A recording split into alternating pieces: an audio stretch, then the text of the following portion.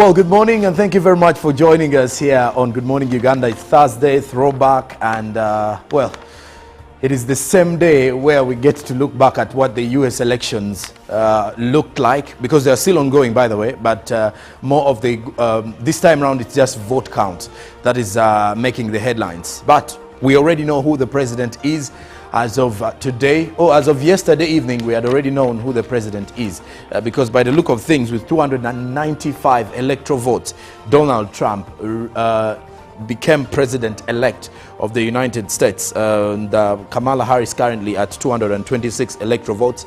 And in the same spirit, when you look at the popular votes, Donald Trump has so far gathered 72,560,841 votes, equivalent to 50.9%, against Harris's 67,878,826 votes, equivalent to 47.6%.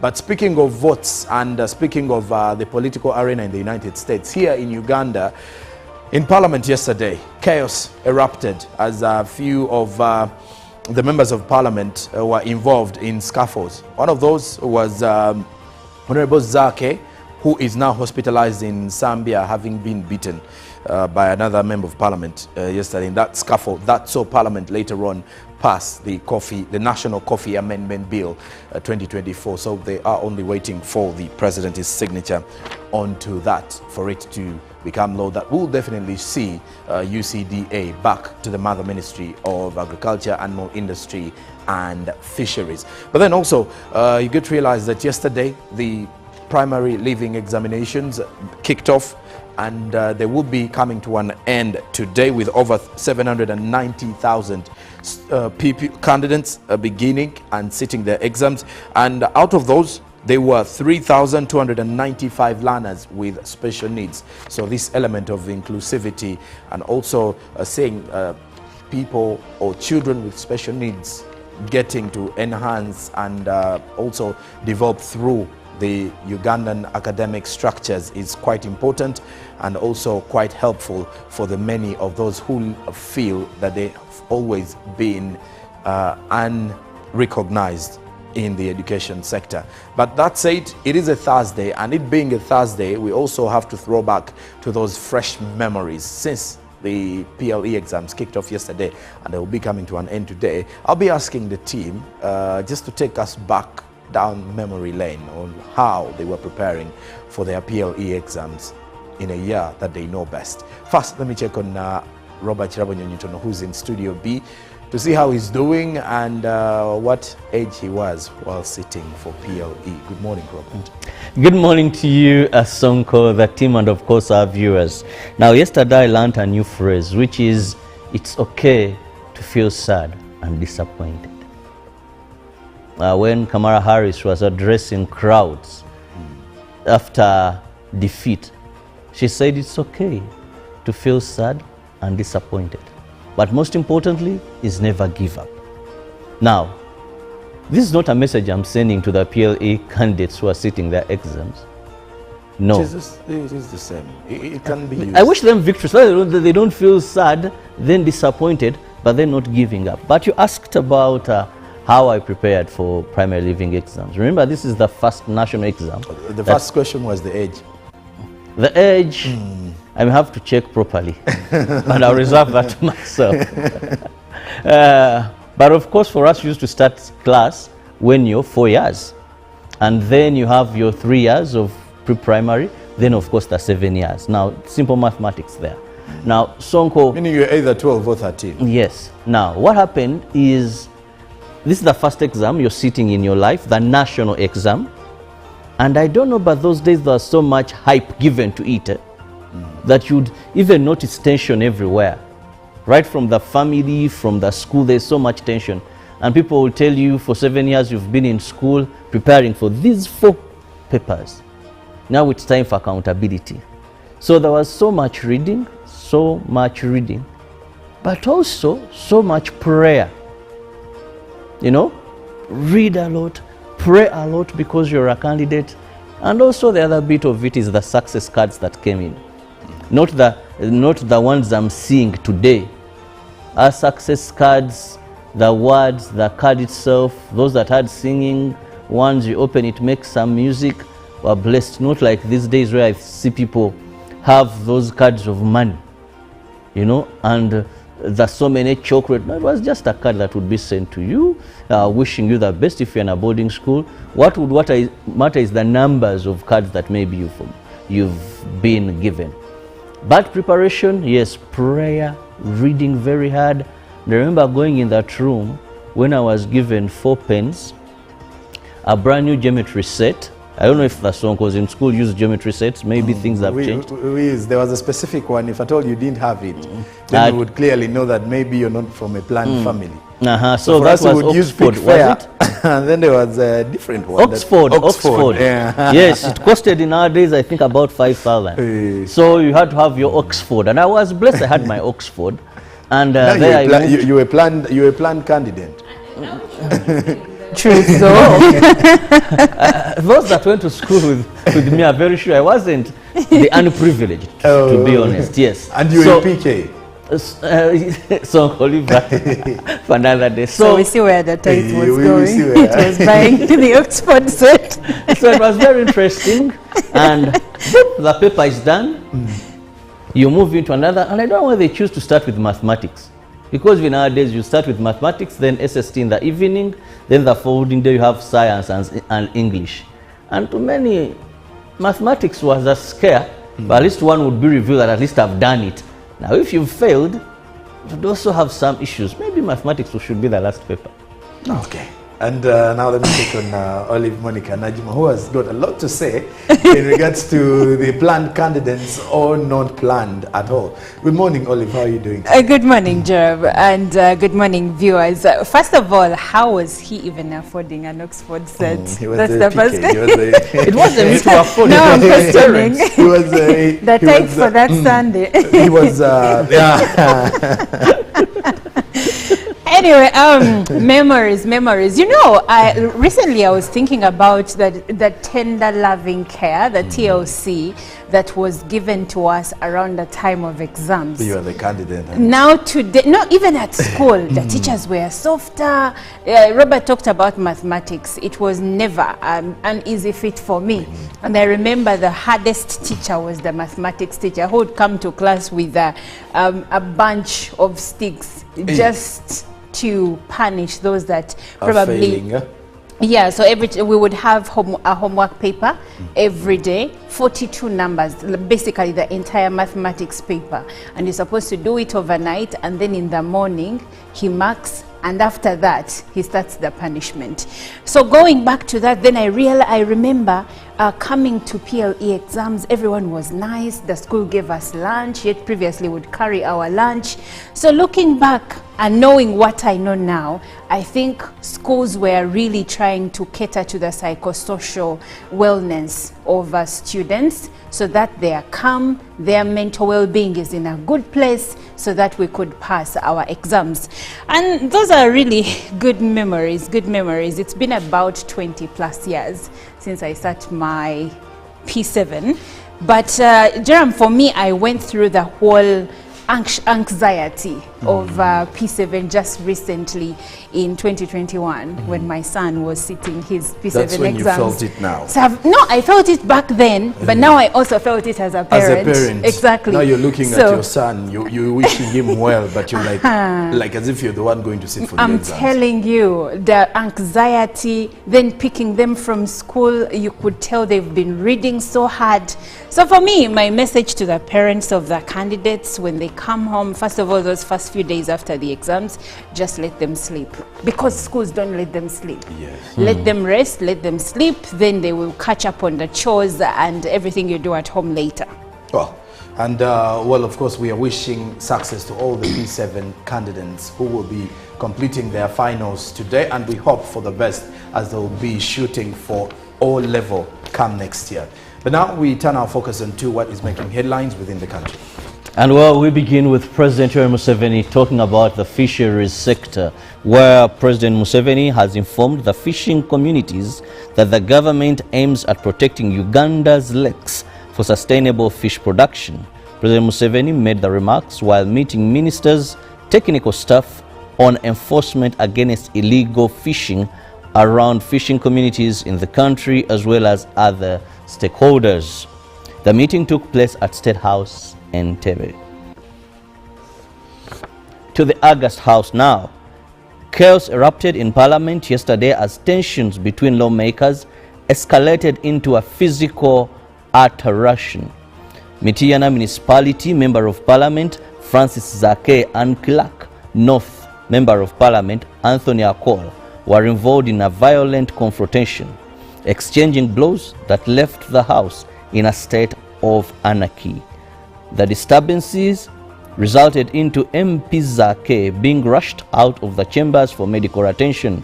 The session, which had convened to discuss several critical bills, including the National Coffee Amendment Bill 2024, was temporarily halted amidst the chaos.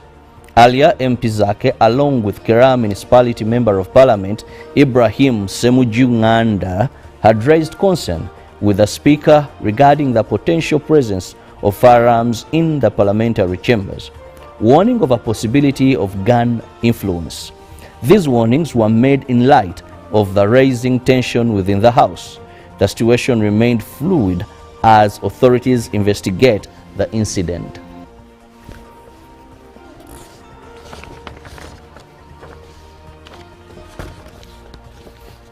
The Uganda Coffee Development Authority was abolished after Parliament passed the National Coffee Amendment Bill 2024.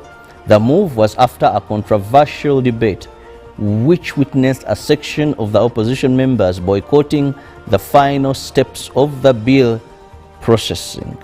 The functions of UCDA will be shifted to the Ministry of Agriculture, Animal Industry and Fisheries if President Museveni assents to the new legislation. The Speaker of Parliament, Anita Among, distanced Parliament from claims of conflict of interest. And finally, from the local scene, the Uganda Parliamentary Press Association has announced a boycott of parliamentary coverage, condemning what they described as inhuman treatment, including eviction from journalists covering Parliament from the parliamentary gallery.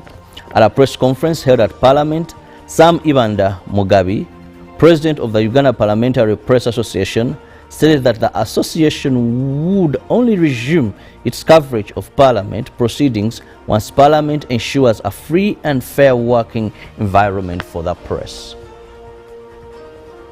And also in the same spirit, Parliament has passed the National Road Fund Amendment Bill 2024 into law. This bill seeks to empower the Ministry of Works and Transport to effectively administer the fund and oversee its operations. While addressing Parliament, the Minister for Works and Transport, General Edward Katumba Wamala, reassured members of Parliament and the public that the amendment is not intended to cause job losses. He emphasized that no employee under the road fund would be disfranchised due to the ongoing rationalization process. And lastly, the Director NRM Mobilization, Rosemary Seninde, is in Chisoro to campaign for the NRM flag bearer, Rose Kabajenyi, amidst internal division following the recent party primaries. Rosemary Seninde says she's to settle the internal bickering among NRM members in Chisoro and secure a win for the flag bearer.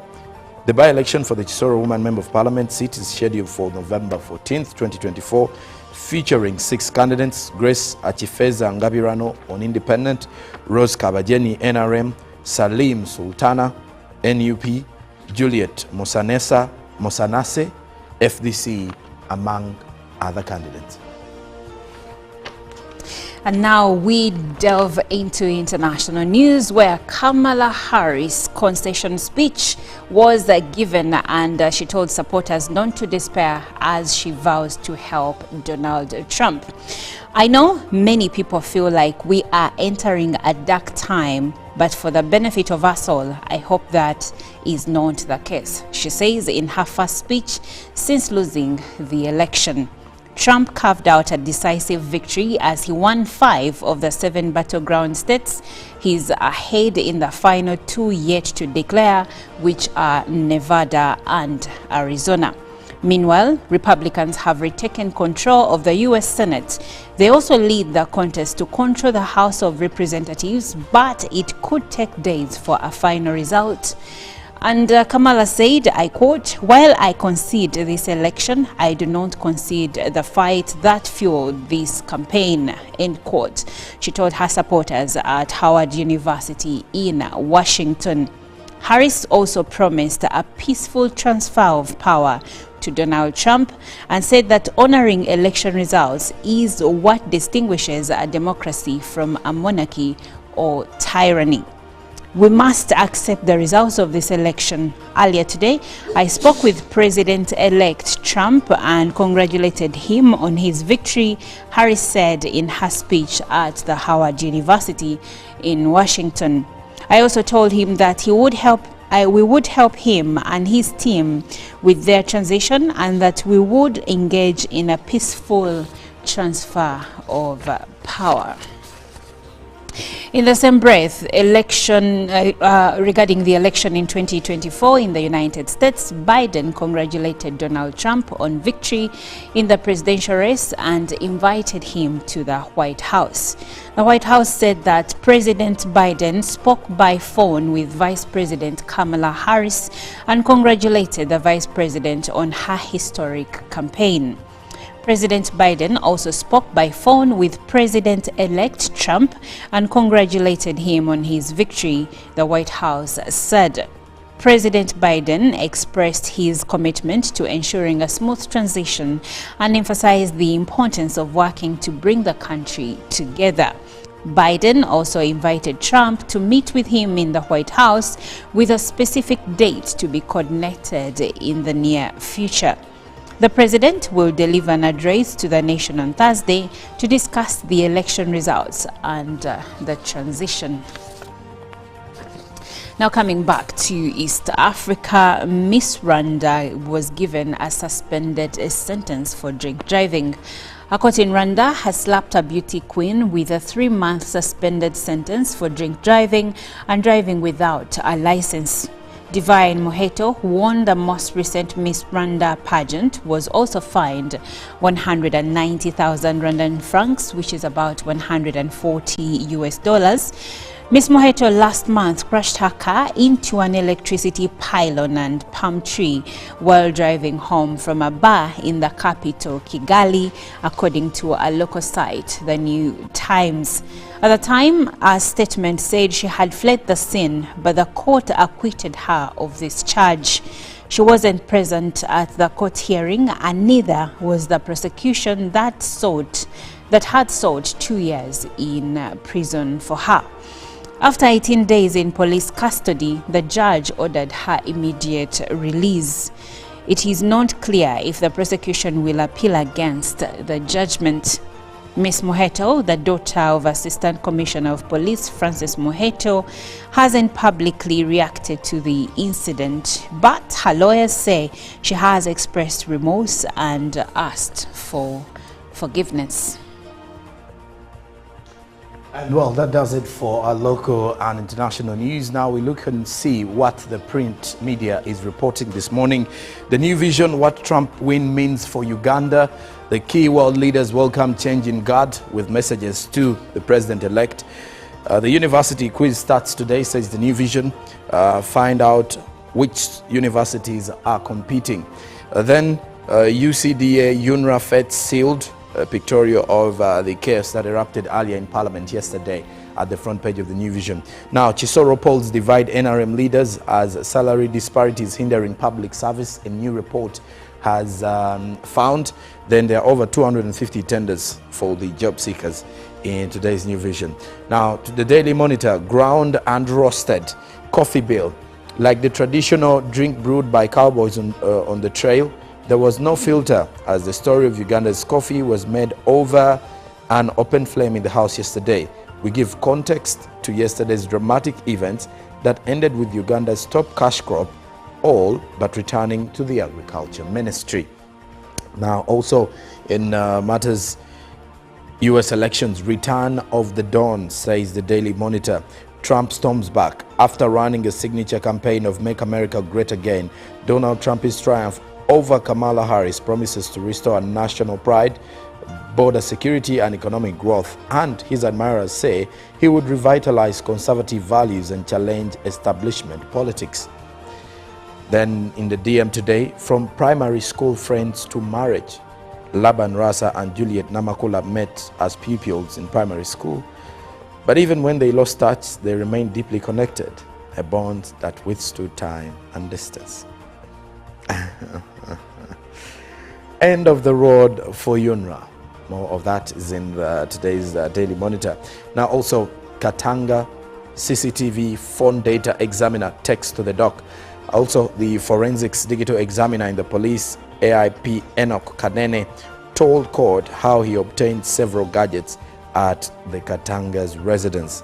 Then you can also read into, there's also a pictorial of Mitiana Municipality Member of Parliament Francis Zake reacting after he was beaten by Kelak North Member of Parliament Anthony Akol during a scuffle at Parliament yesterday.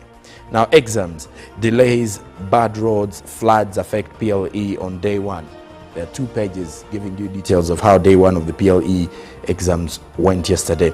Then to Kenya in the Daily Nation, what Trump win means for Kenya. There is a breakdown here for you at a glance. Donald Trump prefers a free trade agreement with Kenya. Biden focused on strategic trade partnerships, amenable to extending the AGOA treaty. Then Trump takes a dim view of financing foreign security missions. Biden pledged $300 million for Haiti mission. Trump will not promote abortion and LGBTQ plus rights in Africa. And then Biden championed rights of women and sexual minorities. Then Trump prefers limited U.S. funding of international organizations, while Biden was open to UN reforms and multilateralism. That's a glance of what the win means for Kenya. Now, the comeback king Donald Trump was yesterday elected U.S. president, capping a remarkable triumph 4 years after he was voted out of the White House and ushering in a new American leadership likely to test democratic institutions at home and relations abroad. His victory will not doubt have major implications, but will append policies targeting African countries. Read out the Republicans' White House means for Kenya. Then shopping receipt that uncovered another victim of the East Layer killer. The document proved crucial. It had details that would help investigators uncover the victim's identity. And then Jivanji, no longer public land, says affordable housing developer. The Jabavu Village Limited has confirmed securing a 1.9 billion Kenyan shillings loan using the title and has since withdrawn 450 million Kenyan shillings back. Now, crackdown on medical spas begins after cosmetic surgery death. The government has declared a 30-day nationwide crackdown on illegal and unethical facilities that are putting the lives of Kenyans at risk. The front page is the Public Health Permanent Secretary Mary Muthoni, who is leading this crackdown in Kenya's perspective. And then also other developments, by the way, away from the African continent, is that Australia is set to ban under 16s from social media. But one wonders how will they be able to regulate this particular one, because it seems social media has become a day-to-day kind of life for many of the teenagers world over. But well, that said, when we return after the break, our news will be focusing on the US elections and giving you a recap of how they've been transpiring, the figures, the numbers, how various states voted, and what it means for the African continent. And also on top of it, we shall be giving you some of the details regarding the world leaders that have so far congratulated the president-elect Donald Trump, who defeated Kamala Harris in those elections after gaining over 270 electoral votes in the Senate. But that mentioned, we now turn our focus on to our inspirational song of the day, and it being a Thursday, we throw back to those memories or to those songs that really made our childhood and the childhood of our parents quite memorable. The song we're playing this morning is I Love You by Celine Dion. For another day. So we see where the tape was going. It was buying the Oxford set. So it was very interesting. and the paper is done. You move into another, and I don't know why they choose to start with mathematics. Because nowadays you start with mathematics, then SST in the evening, then the following day you have science and English. And to many, mathematics was a scare, but at least one would be revealed that at least I've done it. Now if you've failed, you would also have some issues. Maybe mathematics should be the last paper.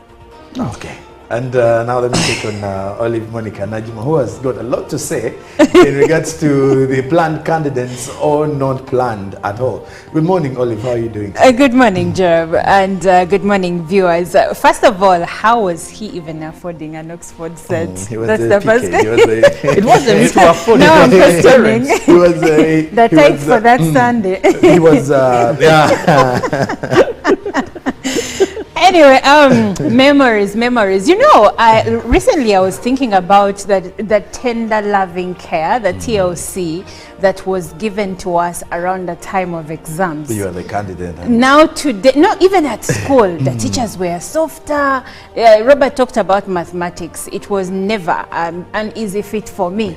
And I remember the hardest teacher was the mathematics teacher, who would come to class with a bunch of sticks, just to punish those that probably failing, yeah. So we would have a homework paper every day, 42 numbers, basically the entire mathematics paper, and you're supposed to do it overnight, and then in the morning he marks, and after that he starts the punishment. So going back to that, then I remember coming to PLE exams, everyone was nice. The school gave us lunch, yet previously would carry our lunch. So looking back and knowing what I know now, I think schools were really trying to cater to the psychosocial wellness of students, so that they are calm, their mental well-being is in a good place, so that we could pass our exams. And those are really good memories. It's been about 20 plus years since I sat my P7. But Jerem, for me, I went through the whole anxiety of P7 just recently in 2021 when my son was sitting his P7 That's when exams. you felt it now. So no, I felt it back then, but now I also felt it as a parent. As a parent. Exactly. Now you're looking at your son, you're wishing him well, but you're like as if you're the one going to sit for the exams. I'm telling you, the anxiety, then picking them from school, you could tell they've been reading so hard. So for me, my message to the parents of the candidates when they come home, first of all, those first few days after the exams, just let them sleep. Because schools don't let them sleep. Yes. Let them rest, let them sleep, then they will catch up on the chores and everything you do at home later.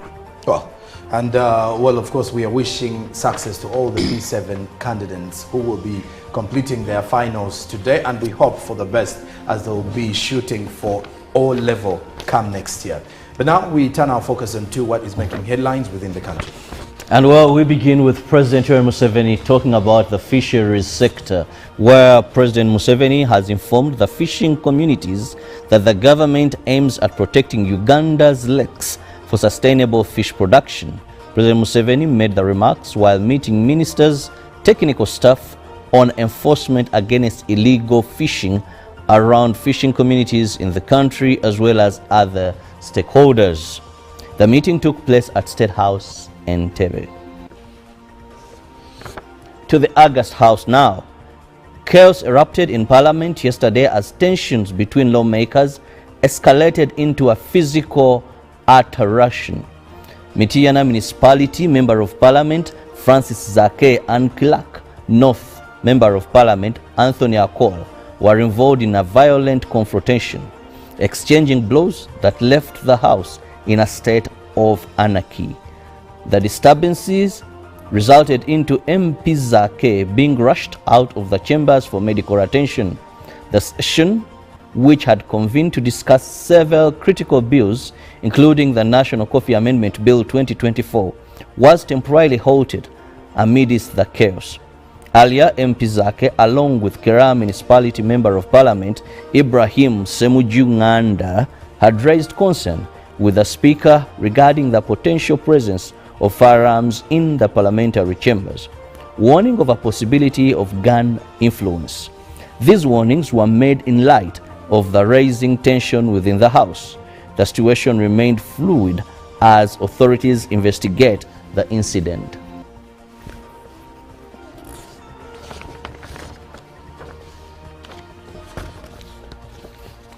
The Uganda Coffee Development Authority was abolished after Parliament passed the National Coffee Amendment Bill 2024. The move was after a controversial debate which witnessed a section of the opposition members boycotting the final steps of the bill processing. The functions of UCDA will be shifted to the Ministry of Agriculture, Animal Industry and Fisheries if President Museveni assents to the new legislation. The Speaker of Parliament, Anita Among, distanced Parliament from claims of conflict of interest. And finally, from the local scene, the Uganda Parliamentary Press Association has announced a boycott of parliamentary coverage, condemning what they described as inhuman treatment, including eviction from journalists covering Parliament from the parliamentary gallery. At a press conference held at Parliament, Sam Ibanda Mugabe, President of the Uganda Parliamentary Press Association, stated that the association would only resume its coverage of Parliament proceedings once Parliament ensures a free and fair working environment for the press. And also in the same spirit, Parliament has passed the National Road Fund Amendment Bill 2024 into law. This bill seeks to empower the Ministry of Works and Transport to effectively administer the fund and oversee its operations.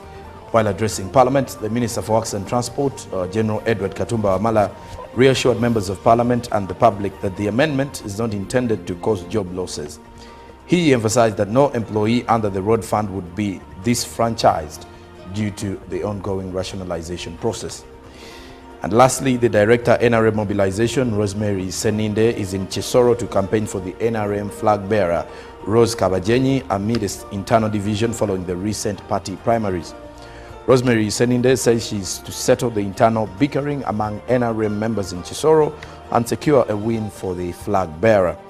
The by-election for the Chisoro Woman Member of Parliament seat is scheduled for November 14th, 2024, featuring 6 candidates: Grace Achifeza Ngabirano on Independent, Rose Kabajenyi NRM, Salim Sultana NUP, Juliet Mosanese FDC, among other candidates.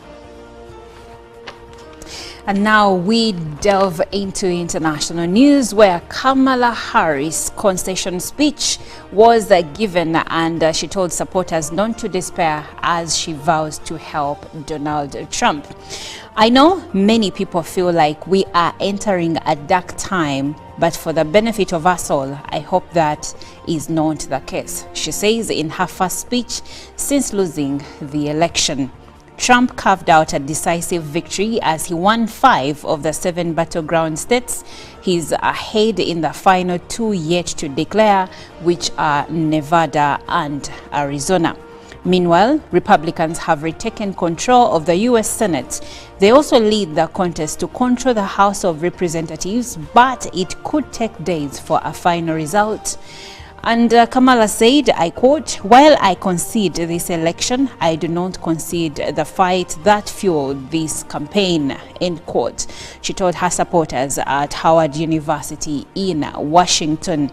Harris also promised a peaceful transfer of power to Donald Trump and said that honoring election results is what distinguishes a democracy from a monarchy or tyranny.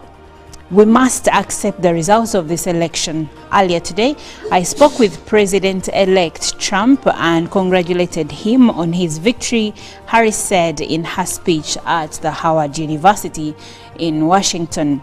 I also told him that we would help him and his team with their transition and that we would engage in a peaceful transfer of power. In the same breath, regarding the election in 2024 in the United States, Biden congratulated Donald Trump on victory in the presidential race and invited him to the White House. The White House said that President Biden spoke by phone with Vice President Kamala Harris and congratulated the Vice President on her historic campaign. President Biden also spoke by phone with President-elect Trump and congratulated him on his victory, the White House said. President Biden expressed his commitment to ensuring a smooth transition and emphasized the importance of working to bring the country together. Biden also invited Trump to meet with him in the White House with a specific date to be coordinated in the near future. The president will deliver an address to the nation on Thursday to discuss the election results and the transition. Now coming back to East Africa, Miss Rwanda was given a suspended sentence for drink driving. A court in Rwanda has slapped a beauty queen with a 3-month suspended sentence for drink driving and driving without a license. Divine Moheto, who won the most recent Miss Rwanda pageant, was also fined 190,000 Rwandan francs, which is about 140 US dollars. Miss Moheto last month crashed her car into an electricity pylon and palm tree while driving home from a bar in the capital, Kigali, according to a local site, The New Times. At the time, a statement said she had fled the scene, but the court acquitted her of this charge. She wasn't present at the court hearing, and neither was the prosecution that had sought 2 years in prison for her. After 18 days in police custody, the judge ordered her immediate release. It is not clear if the prosecution will appeal against the judgment. Ms. Moheto, the daughter of Assistant Commissioner of Police Francis Moheto, hasn't publicly reacted to the incident, but her lawyers say she has expressed remorse and asked for forgiveness. And well, that does it for our local and international news. Now we look and see what the print media is reporting this morning. The New Vision, what Trump win means for Uganda. The key world leaders welcome change in guard with messages to the president-elect. The university quiz starts today, says the New Vision. Find out which universities are competing.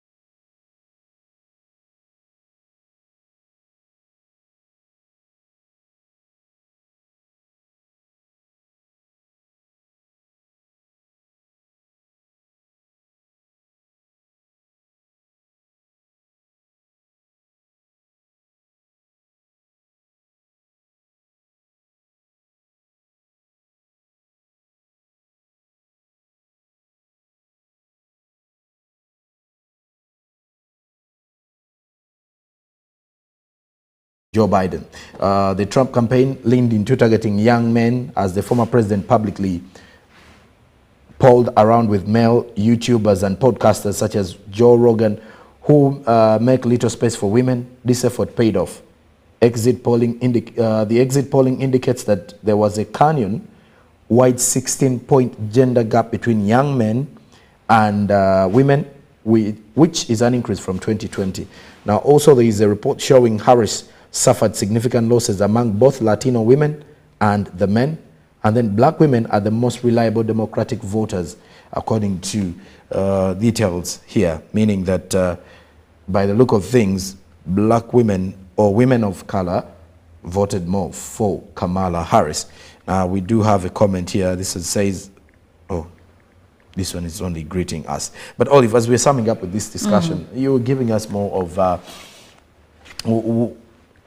what it means for Donald Trump taking over as president and how it will affect the foreign policies that had been laid, or that the Joe Biden-Kamala Harris administration had laid 4 years back. Yeah, and of course the promises that Kamala Harris's foreign policy made to different countries. So you look at, I will still come back to Uganda. You see, for instance, when we are introducing a new circular, you'll find that we cannot afford to do it on our own. We need funding. And when you look at where we get the funding from, it's usually from the United States. Now, I'm not saying we are not going to get the funding, but it remains to be seen how much we are going to get. And of course, when you look at also Donald Trump's policies on immigration, there are many people that are undocumented currently in the United States at a risk of being sent home. Though someone explained it in this way, they said, we are not closing our doors to immigrants. But we just want to streamline how they come in. If a house has a door and there is a window and people decide to use a window instead of the then door, those people need to be sent out. So you're also looking at many people being deported to their different countries, and this is what the Harrison campaign was promising, though I don't know if she would have pulled through as well, because the American people are saying we are broke. We need money, we need jobs. If you keep letting undocumented people into our borders, then that means we are not going to have enough because we're already struggling. With the tagline of Donald Trump, making America great again and putting America first, I think here is how he wins all these votes coming in, and many people hoping that he will make those changes. I have a comment here. This one says, good morning, UBC. I hope all is well with you there. I am Ahmed Amanzi from South Africa, but I'm Malawian. I would like to share something here about what I have learned, which I wish the African leaders also should learn from. Number one, accepting defeat. It has been the tendency of African democracy whereby many leaders don't accept defeat, as how Harris of America has done by also calling his counterpart. Number two, African leaders should learn to understand that nothing lasts forever. What I mean here is that the African leaders should stop considering themselves as the only people who can rule. This is Ahmed Amanzi with his observation from the United States. Number one of accepting defeat. This is the bit of the American democracy that I love most, that you have to make a phone call, however long it is or how short, but at least congratulate your counterpart, thanking him for the hard-fought diplomatic fight that you've had for the past few times, as the name calling, the name call, all of that. Their campaign really becomes dirty, the banter, the trashing, and and this time around, you're supposed to congratulate your counterpart and wish them well, as they will be leading the country that you're in. Jerome, I need to also remind you something. In 2020, when Donald Trump saw the results coming in and they were not in his favor, he went on a tirade and started saying that the election was rigged. So yesterday, there was also a debate on people asking, so now that the Democrats are in power and they are seemingly losing, can we we say that the American election is free and fair, or because now it is favoring the Republican Donald Trump, can we say that probably last time he just was a sore loser? So loser indeed. And that conversation is coming to the end now. When we do return here on Good Morning Uganda, Irene Allen Namisango will be talking matters Uganda's Kenya Coast Conference as a new catalyst for regional tourism growth. That is with Ambassador Paul Mukumbya, who is the Consul General Mombasa Consulate and will be hosted in the GMU Tourism Express. But we're going to be leaving you with this video to show you how the reactions were after Donald Trump was declared winner of the US elections 2024. Donald Trump is now set to be the 47th president of the United States. An election long predicted to be too close to call, in the end, turned out to be a comfortable win. Uganda has been particularly happy about Donald Trump's victory. The country has been under numerous sanctions under the Biden administration imposed on officials and military personnel for corruption and human rights violations. Some high-ranking officials are hoping for a change. Details from Clément Di Roma. Donald Trump's re-election in the United States was celebrated by Uganda's Speaker of Parliament, Anita Among, who claims the Trump administration will lift the sanctions for corruption against her, tied to a public fund embezzlement scandal. She's now banned from traveling to the US. The chief of the army and son of Ugandan President Museveni, General Kainerugaba, also congratulated Trump. He had previously criticized US sanctions and even threatened to expel the American ambassador just last month. Several Ugandan police officers, senior military officials and ministers remain sanctioned by Washington as the Biden administration criticized Kampala for alleged torture of political opponents, ongoing corruption and a highly controversial anti-LGBTQ+ law. This law, one of the world's most repressive, has led Uganda's partners, including the US, to withdraw hundreds of millions of euros in development aid. So we know when America sneezes, the world catches a cold. So what kind of relationship should we expect with Africa with the return of Donald Trump to power, who never really shown any interest for the continent? With me now is Zainab Usman. She's from Carnegie Endowment for International Peace. She joined us from Washington, D.C. Zainab, welcome. So how is it going to affect the current relationship with the continent? Great. Well, thank you very much for having me. I believe we're all processing the results of this election.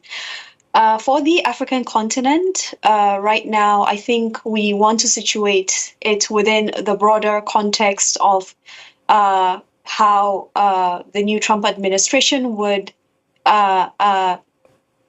take action with respect to foreign policy. It seems as if the Trump administration is on course for a very decisive, unambiguous victory in terms of both securing the Electoral College votes as well as securing the popular votes, and his party controlling the Senate in the US Congress and potentially the House of Representatives. So that means that President-elect Trump will have wide leeway to implement a very ambitious, if he so chooses, domestic and foreign policy agenda, meaning that for the African continent as well, there could be significant shifts in US approach to the continent. So that would be really one important thing to mention by way of contextualizing where we're at right now. And Donald Trump, he promised to reinforce a protectionist policy, and we know that this African Growth and Opportunity Act, which might be in peril. This trade agreement offers duty-free access to the US market for certain products and for certain African countries. I would say that what we've heard so far from the Trump orbit and the Trump camp and the advisors working for him, as well as the Project 2025 Mandate for Leadership document, is that there will be a somewhat different approach to engaging with Africa.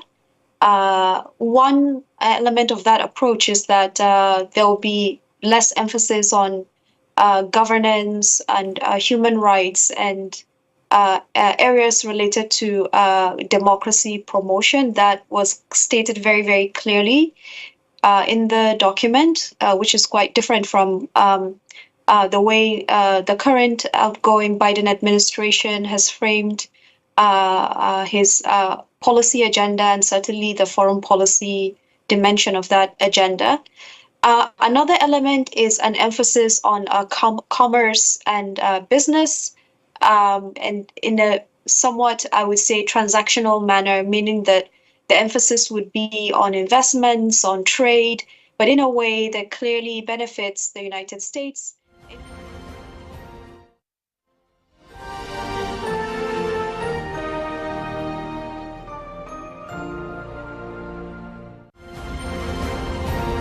Live from UPC Studios in Kampala, this is Good Morning Uganda.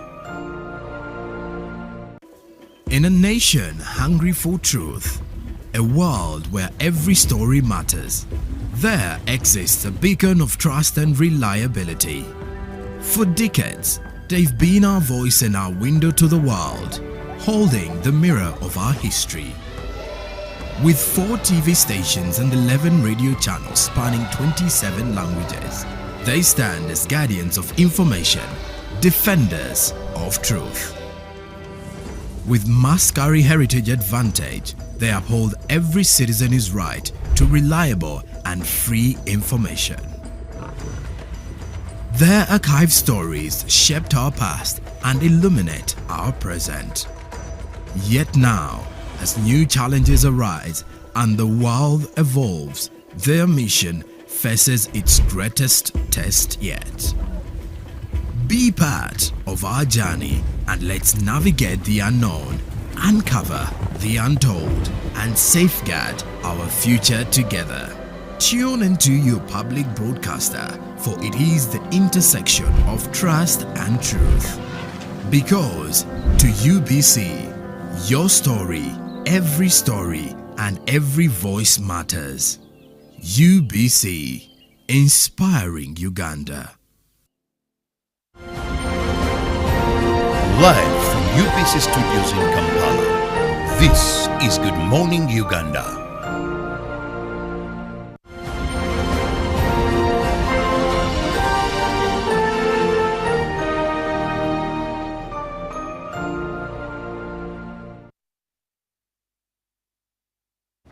Thank you so much for sticking around. My name is Irene Alena Misango, and this is the GMU Tourism Express, the time that we bring you all the inspiring stories about Uganda's tourism and East Africa as a whole. Now, for 3 years, the Ministry of Foreign Affairs, the Uganda Consulate Mombasa, and other stakeholders in the tourism sector have been organizing the Uganda-Kenya Coast Tourism Conference. The first edition was held in Mombasa. Last year it was held in Diani, and this year it is going to be held right here in Uganda in Munyonyo at Peak Resort. It is a great opportunity to see that we are finally getting conferences, we are getting initiatives that are promoting East Africa as a region. This is something that different stakeholders in the tourism sector have been talking about over time, to see that how do we promote East Africa as a region, not as individual countries, Uganda alone, Kenya alone, Tanzania alone, and now we have such initiatives that are doing this. Probably we are somehow getting closer to the goal that we always wanted. Now, when we talk about these 2 destinations, Uganda and the Kenyan coast, these places are really beautiful. They are both beautiful, and I should say they could complement each other on any African safari. I've had a privilege to be in both destinations. I've traversed around Uganda, the 10 national parks, the different culture destinations, but I've also been to Mombasa in Kenya. So I should say that these places complement each other. I'm imagining a tourist coming into East Africa, having a gorilla trekking safari in Bwindi, they go see the lions in Queen Elizabeth or Matson Falls, and then they wind up their trip with a beach vacation at the coast. This could be a complete trip in East Africa, and this is what the Uganda-Kenyan Coast Tourism Influence is really looking at, to see that we promote both destinations together, but also other East African destinations. Well, I'm not going to give you all the details that are happening in this Uganda-Kenya Tourism Conference, but with me in the studios, I'm with Ambassador Paul Mukumbya, who is going to give us all the details about this conference. It is going to happen from the 20th to the 21st of November 2024, and he's going to give us the series of activities that are going to happen. The preparations are in gear up, the hosted buyers that are coming into the country, like there is a lot, and Ugandans that are in the tourism sector and also trade. I should urge you to prepare and be part of this conference. Well, Mr. Paul. Thank you. Good morning. Morning, Alan, and thank you for hosting me. It's always a pleasure to be here at UBC Studios. Well, yeah. How is your morning? The morning is good. As you have indicated, we are in the last stages of preparing for the 3rd Uganda-Kenya Coast Tourism Conference, which is happening on 20th and 21st in Munyonyo. But before that, we have a series of activities preceding the conference. From tomorrow, we shall be having about 70 hosted buyers from Kenya. They are coming on a farm trip, which starts on 9th and will go on up to 18th. Oh, Mr. Paul, it is nice to see this conference really, because I feel like this time you have done tremendous work. The conference, people are already excited about it. People want to know about it. And it is a pleasure to know that we have you here to tell the audience about everything about this conference. But first, what inspired this collaboration? Well, what inspired this collaboration is something which has been talked about a lot under the auspices of the East African community, of marketing East Africa as a single tourist destination. But then for us, in our small way, at the Uganda Consulate in Mombasa, the Uganda Consulate in Mombasa, which has been in existence since the financial year 2015-16, takes care of the 6 coastal counties of Mombasa, Kwale, Kilifi, Taita Taveta, Lamu, and Tana River. Most Ugandans think that all the Kenya coast is Mombasa, but Mombasa is only one of the 6 coastal counties. So when we engaged and the stakeholders at the Kenya coast and also in Uganda, we realized that we have different products. Yeah. As you hinted, we have the beautiful beaches at the Kenya coast. We have historical sites like Fort Jesus and Vasco da Gama Pillar. But then in Uganda we have quite different products. True. And I always talk about our beaches. We have quite a number of beaches, for example, in Entebbe. They are not quite the same as those 6 beaches or so in Entebbe. They may not even make one beach at the Kenya coast. Really? So in terms of beaches, there's no competition between Uganda and the Kenya coast. Yes. So we think that instead of pretending to compete with Kenya on beaches, we can instead complement one another, because we have products that they don't have. We have the mountain gorillas, they don't have them. Yes. And I always make a joke when I'm with Kenyans that even with evolution, the monkeys that are in Kenya, there are so many of them at the Kenya coast. Even when you are at their hotels, you see monkeys around. But I always joke with them that even with evolution, it may take a very long time for monkeys to turn into mountain gorillas. So in that area, there is no competition. True. We have the Machon Falls. They don't have such falls. We have the chimpanzees. They don't have those. We have the religious tourism like the Uganda Matters Shrine. They don't have those. We have the adventure tourism on River Nile in Jinja. They don't have that. So we realized that we can work together to create complementarity. To begin with, targeting the international tourists that come to our destinations. Those that come to the Kenya coast to enjoy the beaches and those other sites can, on the same itinerary, come to Uganda. Yes. and experience something completely different. And those that come to Uganda to enjoy those products I've just talked about can go to the Kenya coast. So we've been talking of beach to bush or bush to beach. Yeah. That's what we've been talking about. And it is really, at the end of the day, it is a win. I've been calling it a win-win-win. Because the tourists gets to see more on the same itinerary. The stakeholders in the tourism industry, that is the travel agents, the tour operators, the hoteliers, get to make more money because the tourists are staying longer. Yeah. And then we, the governments also, we have an opportunity to collect more taxes because these people are spending more. And the more people spend, the higher the taxes that are due to government. So this is what we have been promoting on the first scale. But then beyond that, we know that, for example, for Uganda, Kenya is the #1 source market for visitors, or call them tourists. Last year, almost 500,000 Kenyans visited Uganda. Yes. And for Kenya, Uganda is the #2 source market after the US. Last year, over 200,000 Ugandans visited Kenya. But we know that these numbers can be higher than that. And why have we been saying they can be higher than that? Because the Kenyan doesn't need a passport to travel to Uganda. They don't need a visa. Yes. They don't even have to fly because flying is very expensive.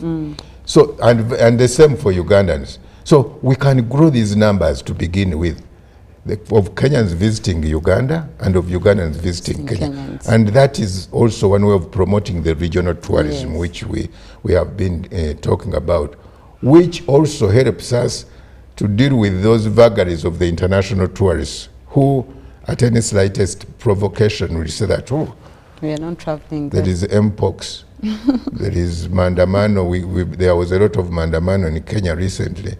So the international tourists will say, no, it's not safe to travel to Kenya or to Uganda.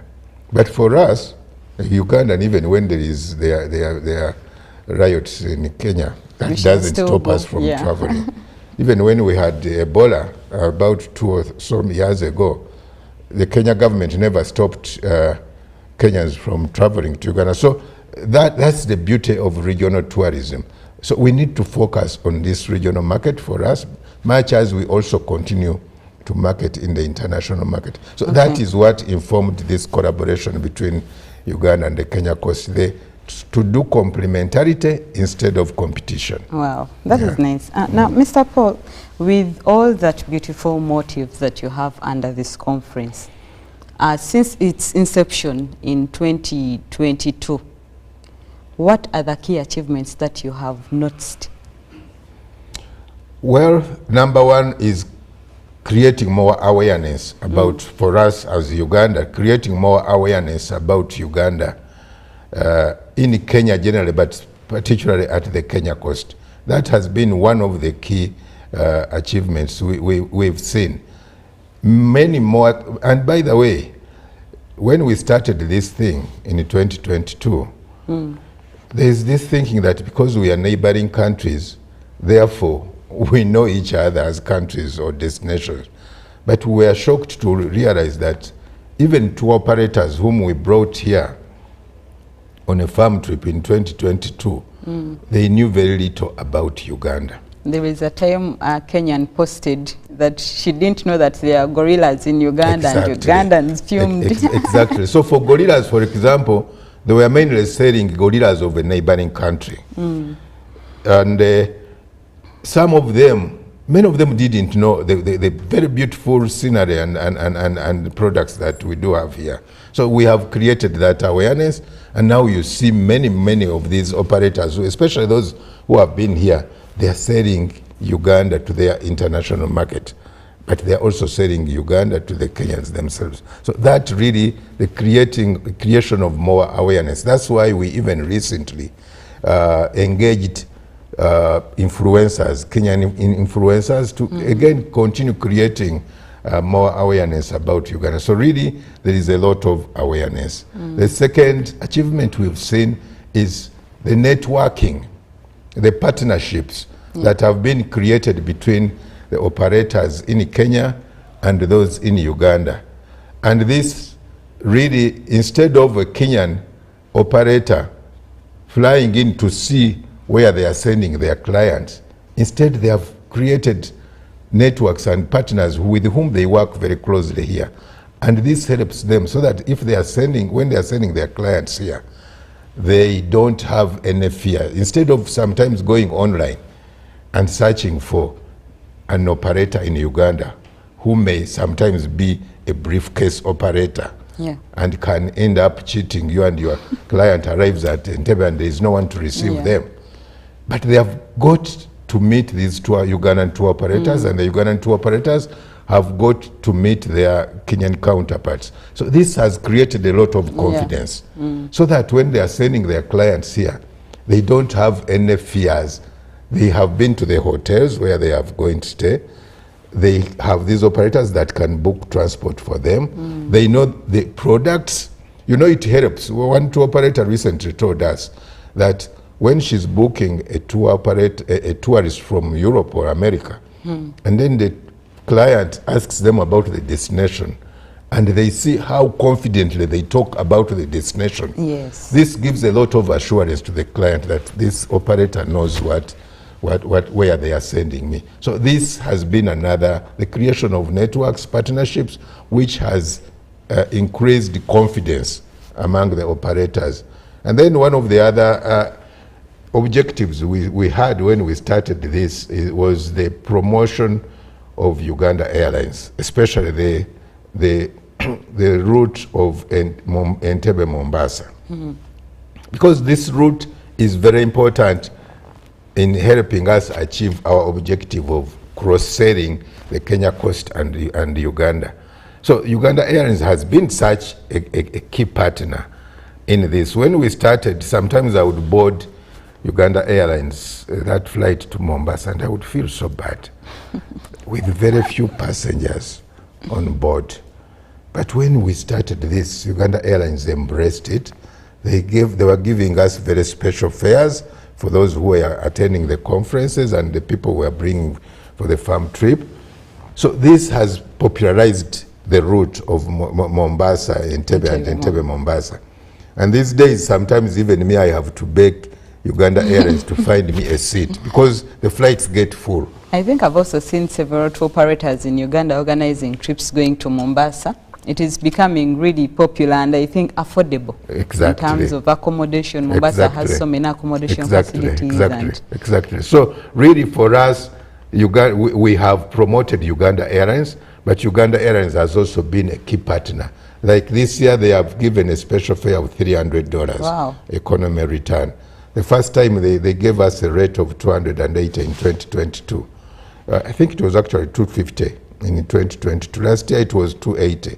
That's why we were able to take about 200 Ugandans. Actually, they had to deploy an Airbus to transport the Ugandans instead of the usual Bombardier. So these have been some of the achievements, and we are continuing to build and strengthen them.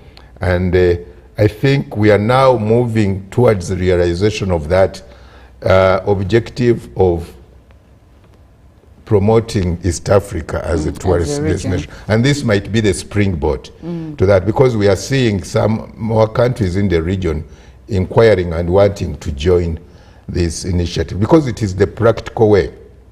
There was a lot of talk, but now this is practically doing what we have been talking about in the boardrooms. Now, Mr. Paul, what are some of the strategies that you have implemented over time to jointly promote these destinations? Yeah, some of the strategies, of course, one of them has been these conferences and the farm trips, which create more awareness about this. But we also do a lot of engagements with the associations, the private sector especially. And I want to tell you, Alan, the private sector has really embraced this, because we as government, we are really playing our role of facilitating and creating an enabling environment for the private sector to do business. But in Kenya, we work a lot, for example, with the Kenya Association of Tour Operators. Those are private sector people. We work with the Kenya Association of Travel Agents. That's for the travel agents. We work with the Kenya Association of Hotel Keepers and Caterers. That is another private sector organization. And then here in Uganda, we are working with the Uganda Tourism Association, which is the umbrella association for all private sector. Yeah. We are working with Auto, which is for the tour operators. We are working with the other associations under UTAC, that is like the hoteliers, the travel guides, all the associations. So the private sector has really embraced this really very, very well, and they are the ones that are pushing this. They are actually pushing us on and encouraging us. Like this year when we are organizing the farm trip, the private sector, the lodges up country, they are very expensive. Some of them go for up to $500. Yes. But you find a lodge, instead of that normal rate, they give you a rate of between $50 to $100. Basically just to take care of the meals. Yeah. And then they have given us land cruisers.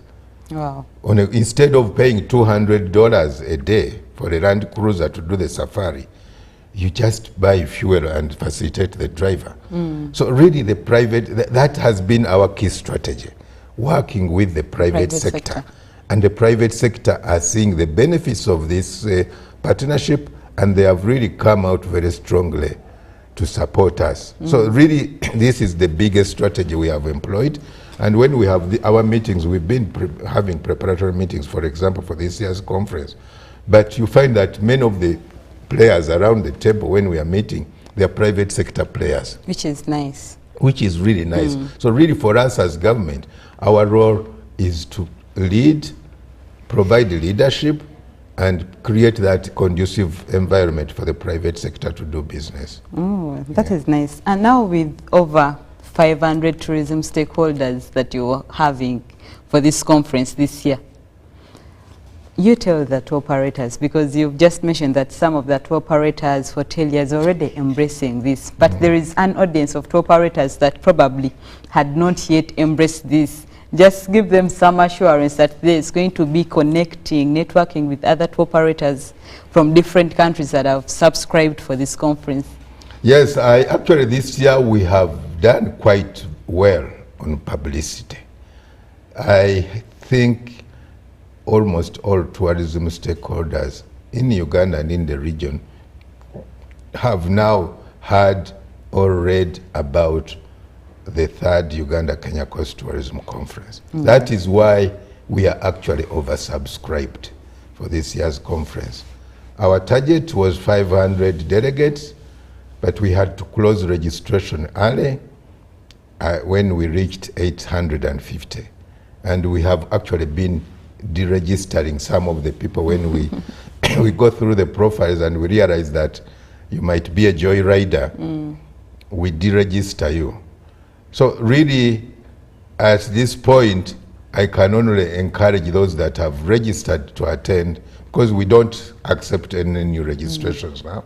So the best I can do is to encourage those that have registered to attend the conference to please make sure you appear in Munyonyo.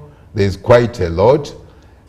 We have a keynote address on the theme of the conference, which is on job creation, inclusivity and sustainability. We are going to have panel discussions on sustainability, on skilling, on dealing with the bottlenecks that hinder promotion of regional tourism. And the B2B, we have created quite reasonable time in the program for B2B, so that these private sector players get to know each other, they get to meet one another, they get to discuss. Some of them may sign MOUs on working together. So really, it's very important for the stakeholders in the tourism industry that have registered for the conference to ensure that they appear in Munyonyo.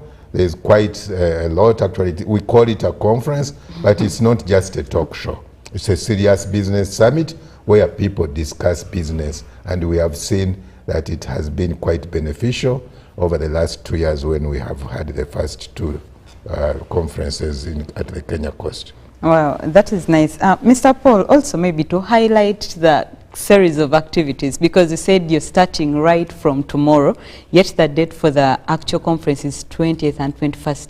But from tomorrow, you already have activities that are happening. Maybe just give us a highlight of some of the activities. Yes, tomorrow the hosted buyers, about 70 from Kenya, across Kenya. Wow.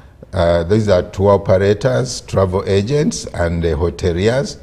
They arrive tomorrow for a 10-day farm trip that will start on 9th.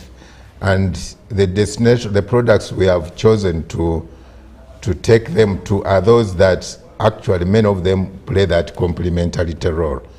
We shall take them to Bwindi for the gorilla tracking, to Chibale for chimpanzee tracking.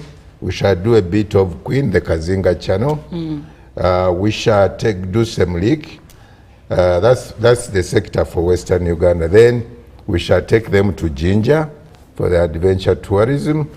We shall do a seated tour, which includes Kasubi tombs, the Bulange. You know, Kenyans studied a lot of that history about the kingdoms in Uganda. And so they really connect very well with the Bulange and the Kasubi tombs. And then the Uganda Matters Shrine in Namugongo, that is part of the seated tour. And of course, our nightlife in Kampala. That's a product that we really always promote a lot because we always tell Kenyans that Kampala is the capital city of nightlife in this region. Then we shall take them to Machon Falls and Chidepo National Park. So that's the itinerary where the hosted buyers are going to do over the 10 days. And then on Saturday, we have a golf tournament.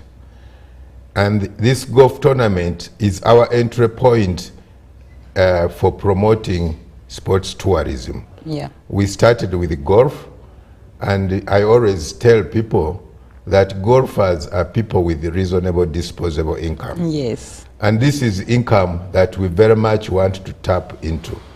And for example, our PSST, Dr. Ramadan Gobi has been talking about having those tourists that can stay for up to 5 days and maybe spend up to $5,000, those high-end tourists. And for us, we thought that the first catchment area for such tourists are the golfers. Yeah. People who have reasonable disposable income. When they come to play golf, for example, even if I bring in about 20 Kenyan golfers, maybe over the 4 days they are staying here, they may spend what would be spent by about 100 visitors. True. So really we have targeted the golf tournament, the golf tourism, and the golf tournament is happening at Kitante Golf Course on Saturday. But some of them actually arrived yesterday. They want to play some other courses around Kampala, some Kenyan golfers. So we have that golf tournament on Saturday, which has also got a lot of attention. We have worked very closely with the Uganda Golf Union to have that golf tournament on Saturday. And then finally we shall have the conference on 20th and 21st. So those are the series of activities that we have got. And then after that, we shall take Ugandans to the Kenya coast on a farm trip. That is the most interesting bit. Really? We shall take them for about 4 days, from 26th, I think, up to 1st December. We are taking Ugandans to the 4 coastal counties of Mombasa, Kwale, where Diani is, Kilifi, where we have Malindi and Watamu, and Taita Taveta County, where we have Savo East and Savo West national parks. So the Ugandans, we shall soon reach out to you, those that are interested, but we want to really focus on those that do a lot of regional tourism or sell Kenya, because we want the Kenyans also to get value for money. Yeah. And why do we do these farm trips? I think I need to emphasize that. We do these farm trips to enable the stakeholders to sell something that they have experienced, something that they know. We don't want, I always call them Google operators. Someone goes on Google and begins searching for an itinerary that I want to send a client to Uganda or to Kenya coast.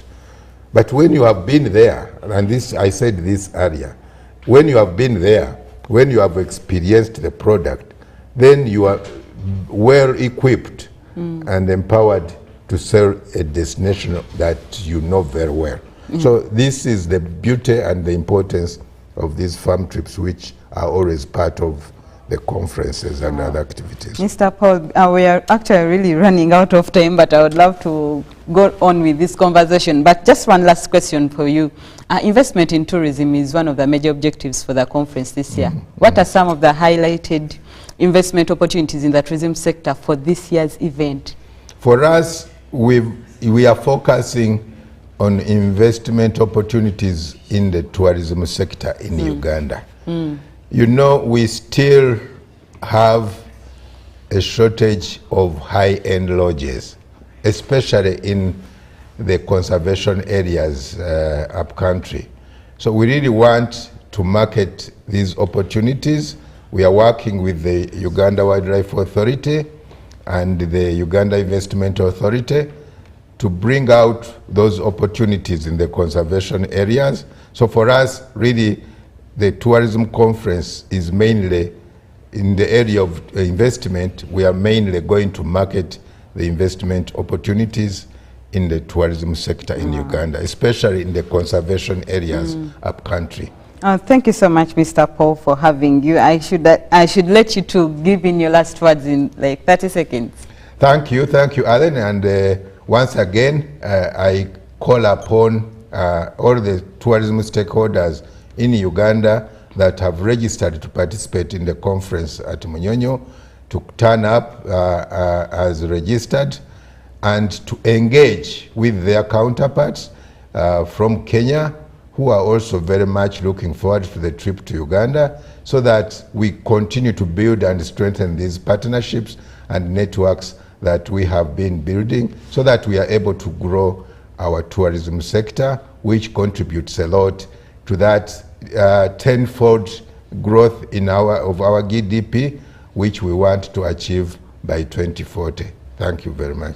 Oh, thank you so much, Mr. Paul. Well, that is it that we had for you, all that you had to hear about the Uganda-Kenyan Coastal Tourism Conference that is happening on the 20th and 21st of November 2024 at Speak Resort Munyonyo. Well, there is a lot that we should expect for this conference, because regional tourism is the way to go, promoting East Africa as one single destination. I feel it is the right time for this, and I urge also all stakeholders to come together and see a way that we can all work together and promote East Africa as a single destination.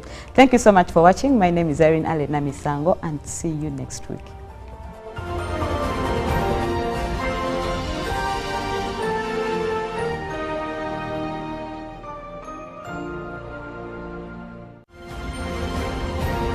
Live from UPC Studios in Kampala, this is Good Morning Uganda. In a nation hungry for truth, a world where every story matters, there exists a beacon of trust and reliability. For decades, they've been our voice and our window to the world, holding the mirror of our history. With 4 TV stations and 11 radio channels spanning 27 languages, they stand as guardians of information, defenders of truth. With Maskari Heritage Advantage, they uphold every citizen's right to reliable and free information. Their archive stories shaped our past and illuminate our present. Yet now, as new challenges arise and the world evolves, their mission faces its greatest test yet. Be part of our journey and let's navigate the unknown, uncover the untold, and safeguard our future together. Tune into your public broadcaster, for it is the intersection of trust and truth. Because to UBC, your story, and every voice matters. UBC, inspiring Uganda. Pick of the day on UBC. He expected me to die like within the first 2 years. Out of the blue, the child will get pains, especially in the wrists. And this happens commonly when children are starting to walk. Was brought to you by I'll call you every day. can now get all the Chibuzi out with MTN voice bundles. Call all networks. Kubei Dondoro. Buy a 25-minute voice bundle for only 1,000 or buy any daily voice bundle of your choice. Dial *100 *21 hash and select daily or use the My MTN app. When we talk together, we are unstoppable.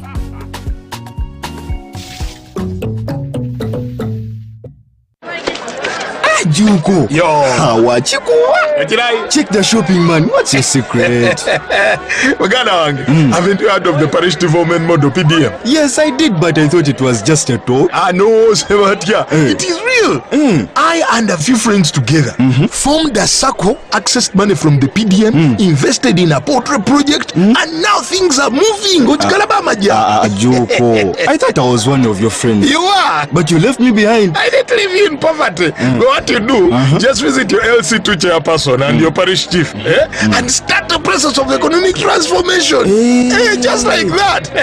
The parish development model is an initiative from the government of Uganda through the Ministry of Local Government designed to transform all lives of Ugandans for the better.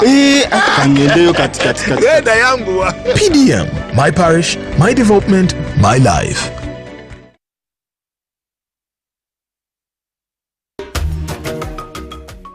I'm called Ezekiel Vanjikate.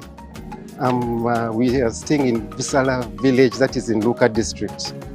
This is a commercial agriculture farm purely run on a family basis. We are now concentrating on coffee, and we got that coffee in 2018 from Operation Wealth Creation. NADS gave us the solar water pump, which we are currently using to put up irrigation on the farm and be able to irrigate the coffee, which is sitting on a 30-acre area. What we're able to reap out of the coffee, we're able to sell it off and make an expansion, because with irrigation you can't go wrong but be able to pick all around the whole year, and that's all income that will be coming in. On a special thanks goes to Operation Wealth Creation, to the district local government in Luka district that has also given us the support to supervise all the work that we have been doing. And finally, NADS that gave us the solar water pump.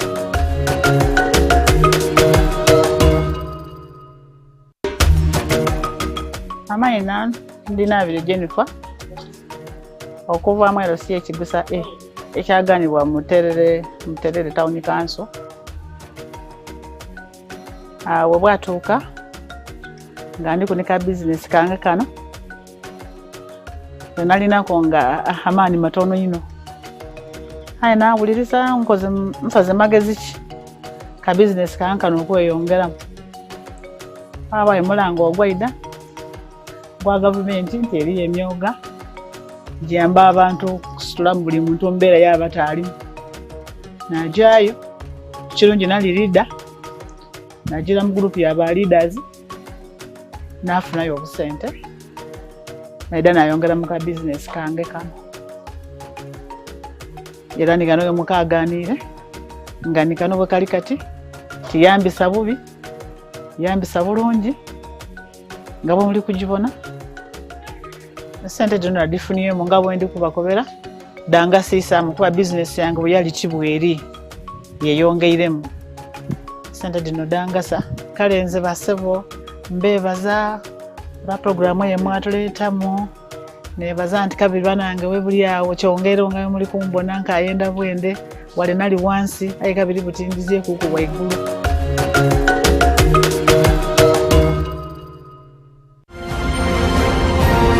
Live from UPC Studios in Kampala, this is Good Morning Uganda.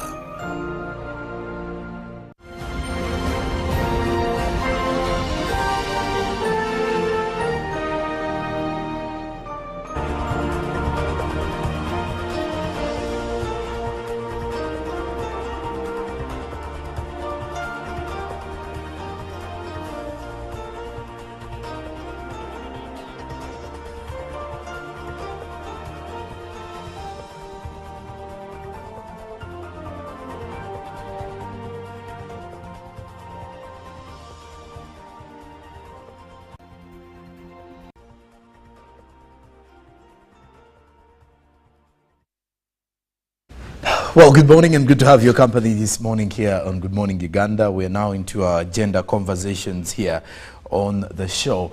Well, our focus this morning is taking us to the National Coffee Amendment Bill 2024, looking into the fact that it was passed by Parliament yesterday, but there are lots of discussions rotating around the same bill.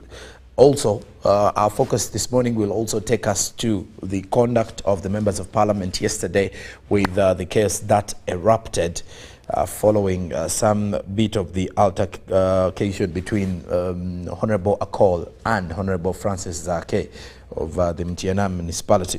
But when you look into this bill, it's there's an act to amend the National Coffee Act 2021, Act 17 of 2021, which is aiming to dissolve the Coffee Development Authority and transfer its function to the ministry responsible for agriculture.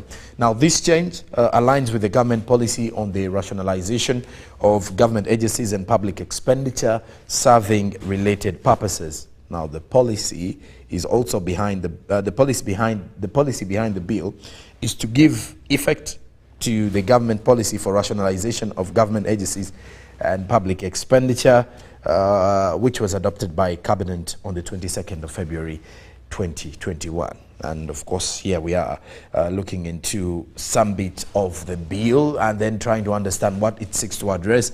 But besides that, the conduct of the members of Parliament, as we were able to see yesterday, my guest this morning is Matovu Vianney Ngoma, who is the Chief Whip from Foronasa. He joins us again this morning to discuss more of this and more.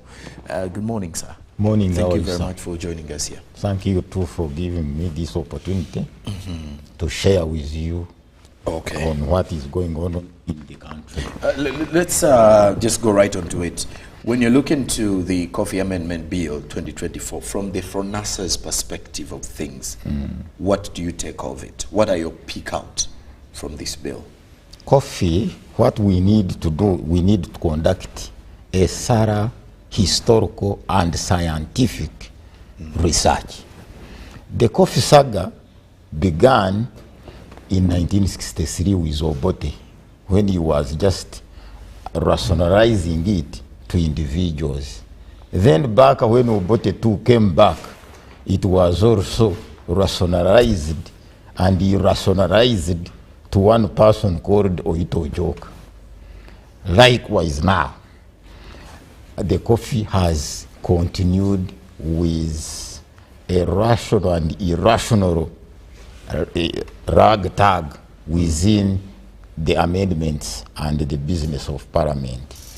So that requires deep, vertical, entirely down research and see and take the advice of the citizens of Uganda and on how the farmers guide the parliamentarians on how to handle this matter. Even though they have amended the act itself, the amendment is full of the wisdom of the member of Parliament, not the wisdom of the Ugandans themselves in practice.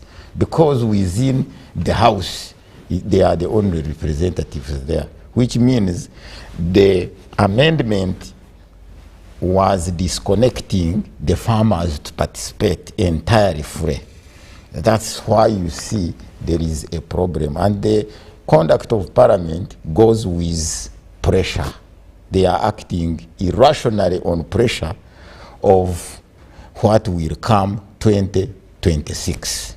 Others may jab because they don't want to be in the session and look that they were challenged.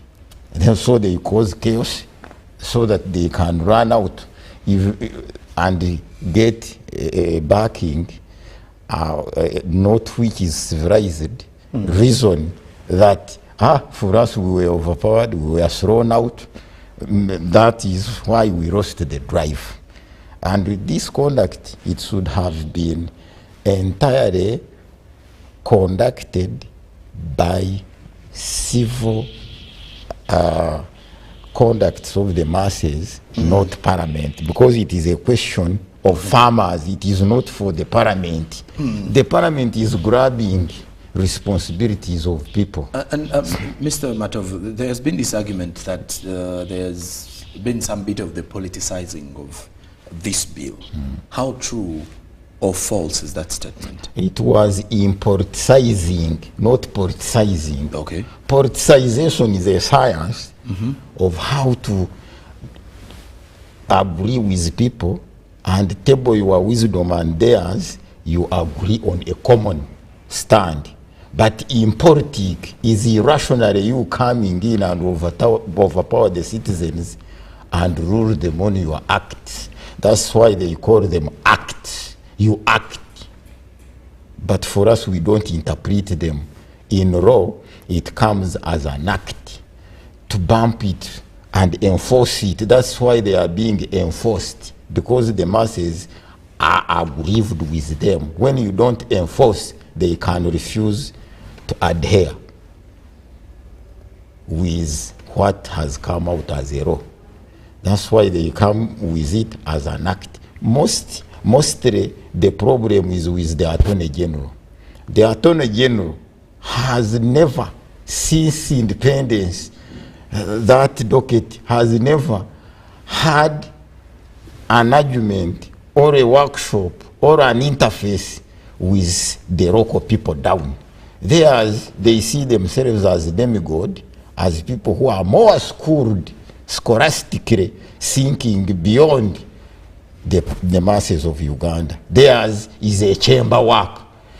And the advice of the Attorney General in this business of coffee amendment bill, it was not buying the opinions of the public, it was only a chamber issue, coming with what is in the chamber, what he studied at the university, in law schools, to Parliament.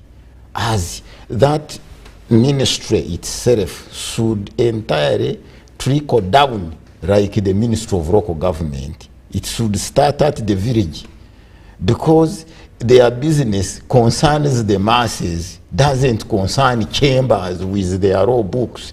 And most law books are ancient. Most books which are being used by the Ministry of Justice and Constitutional Affairs, they are more aged. They are even beyond 100 and 200 years. They are the ones which they are bringing to the current coffee to guide how it is being managed lawfully. So that chamberism, and even Parliament is also a chamber issue. It is a pre-fixed floor, a house, as they are telling us. Bringing house and bedroom issues into the farmers is dangerous. And the enforcement of this will be hectic. It will cause even our people to be arrested, to be enforced. And by... Let's get into the bill, Mr. Matov. One of the most prominent bits of it is that UCDA is getting back to the Ministry of Agriculture, Animal Industry and Fisheries. Many have opposed it, and many of the comments coming in show that it will be very difficult for many coffee farmers to access the ministry as it has been with UCDA. But now, from your point of view, what do you think should have been done? Because now it is going back. Also with UCDA, the farmers were not accessing it, because it was an issue of who should be on that authority must have gone to school. Not only that, the quality is you to be a farmer.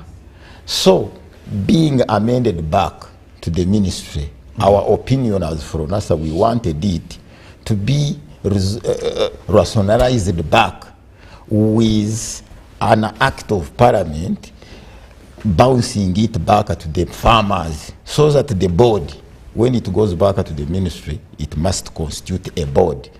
And we don't want that board to be appointed like other boards. We wanted the board to be constituted by farmers, because farmers have cooperative societies, have federations, have associations. All those associations should merge together and erect within themselves a board. That's how you have served them entirely free back to their business. But when it goes to the Ministry of Agriculture, The Ministry of Agriculture with qualifications, it will still remain as an island. It will still remain as a foreign issue beyond where they will reach and reap their gains. Because within the UCDA, the farmers had no voice. They could not participate in boardrooms or even constitute some of the bylaws and regulations. It was entirely arming the UCDA schooled people, and most of them most worrying. For you, you are a journalist, you can get us their credentials and academics. Others were engineers, others were who, not even farmers.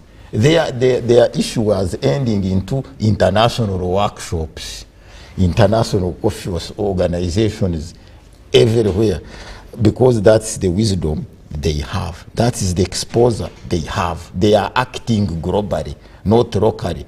The farming or agriculture of Uganda is an issue of local business. Let me give you an example. The Ministry of Agriculture, the reason why farmers are not contented with it. The expression of discontent with it is one. The Ministry of Agriculture is not supposed to be in ministries seated, writing books. It should be a field work by extension. A minister of agriculture is supposed to be sleeping in farms, but now sleeps in ministry chambers, from there to the parliament, from there flying abroad. While this one is a soil work, let me give you the best term. We leave this agriculture and what will confuse our people. It is a soil work. You go to harness soil and farm and get out the gains. This one is a boots work, is not a shoe work like we are dressed here. You put in your boots, you go to dig in the farm. The word is farm. We should even change it, not being agriculture. It should be a farming ministry, so that we can go to farm. A minister can make a schedule that this one is Vusoga, must go village by village, farm by farm, house by house. Mr. Petov, there is also an argument that it may be too much work for the ministry. Of course, we're not ruling out the fact that rationalization is saving the government a lot of money in terms of the expenditure and costs of doing everything, because you realize it was a different entity now, away from the ministry. However much the ministry was over, was the main supervisor. But looking into the clauses, there is a transfer of functions. The ministry is now responsible for agriculture. The Minister of Agriculture will be responsible for the functions of the Coffee Development Authority. And from that point, this is where many people are saying, no, it wouldn't have been so. It should have been left untouched. They didn't evaluate it, even constituting authorities. There are very many authorities. Like which authorities, okay? UDRA and others. They didn't evaluate it on effectiveness. They evaluated them on job, because now in the schools where we pass, we are there to be shaped to look for jobs, not to create jobs. It was evaluated on job basis. That's why they have knocked and misfired the target. And this one also is being misfired, being evaluated at the cost. It will still incur the similar costs, because we don't have any amendment regulating. You may find the whole team of UCDA being merged inside. And now they are giving us a cover-up outside that they are rationalizing because of the costs. They can rationalize and merge all the staff together within the ministry. The cost remains the same, the problems remain the same. We stomach everything as it were. That's why we were so raising an objection, a sharp one, an intelligent objection, that it should be forwarded back to the farmers, so that the farmers can constitute committees from the villages, districts, national, and the board itself not the ministry should come in to render a technical know-how and support, which is financial, not other things taking up all the roles of the farmers. Now the roles of the farmers will be hinged on. Let me give you an example. In that ministry, we have a department of fisheries. Fisheries is being managed by the directors and commissioners and others who went to Miran and studied, who doesn't listen to the fishermen and women at the landing sites. And you can apply for a number, they cannot consider. I've been wanting to ask this question and asking so many people. The good thing you're here, let me again ask. When you look at what people are fronting away from Parliament, the public, what they're fronting about the bill, many are saying the government is taking away the coffee seed away from them. It's taking away the little they've been earning through the value chain. That with this rationalization, it is putting the farmers at the back of the discussions, meaning farmers are becoming poor. Those are the sentiments being shared on social media, amongst the public, amongst the opposition leaders, who are saying once this happens, we are losing out on coffee. Why are they coming? Where are they coming from to come up with these conclusions? They have lost faith in Parliament. Parliament is only moving their drama into rumor-mongering and chaos, which you are seeing. They are not pro-people. They give them recess. They were recessed to go and consult the public. Did they? They didn't. They hid themselves somewhere and came yesterday and frogged at the floor to discuss. That's why the farmers feel disconnected. The creation in the history of these three arms of government were created to disconnect, because the role of Parliament disconnects the farmers with the executive. The president was supposed to consult the farmers. That because it was a block called Parliament had to meet them in Kisozi. So they are self-styling the roles of the farmers and at the same time self-styling the representative roles. They are dancing and singing and even praying everything. If there were no Parliament, the president would have gone to the electorate, which gave him the elective mandate. But because there is Parliament which disconnects him to them, you take an example, presidential tours. Who talks to the president? Who addresses? It is deceiving LC1 chairperson to open. A chairperson cannot give out the problems affecting his people, only opens. After opening, area member of Parliament must address, calls the president, they conclude the tour. Okay. And there, most MPs, you call them here, they say, even the constituencies are not ours. They say, my constituents, they are theirs. For us, we are being harbored by them. And well, of course, to you, Adivio, you can be part of this conversation this morning that we're having about the National Coffee Amendment Bill, looking into the bill, and also we will be discussing the conduct of the members of Parliament yesterday as we are summing up the conversation. So your duty is to share with us your thoughts on the National Coffee Amendment Bill and where you think the yeses are and where the noes are. What do you think the movers of this bill were right? Why do you think the movers of this bill were right to come up with the rationalization or not? Because I wanted to also give you just a simple build up to the National Coffee Amendment Bill 2024. The bill type is government, and Frank Tumwebaze, the Honorable Minister for Agriculture, Animal Industry and Fisheries was the mover of the same, and it was assigned to the Committee on Agriculture, Animal Industry and Fisheries for further scrutiny and the same. Yesterday it was passed by Parliament after that very chaotic day in the morning at the August House. But back to you, Mr. Ngo. Chaos in Parliament is being caused by parliamentarians. They were crying of anti-terrorism police. Who created it?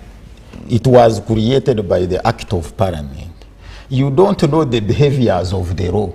Whichever law you create is the situation that will turn out. As you can see on the screen, those are some of the things that happen. When you create anti-terrorism act, you can as well be charged as a terrorist. You can be confronted. That's why, unfortunately, themselves were crying that there is anti-terrorism here.